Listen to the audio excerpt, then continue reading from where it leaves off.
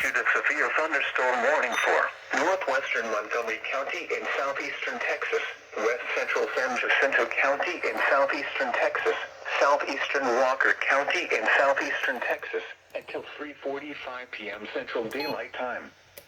At 3:05 p.m. Central Daylight Time, a severe thunderstorm was located over Huntsville State Park, or 8 miles south of Huntsville, moving southeast at 25 miles per hour. Hazard, 60 miles per hour wind gusts and penny-size hail. Source, radar indicated. Impact, expects damage to roofs, siding, and trees.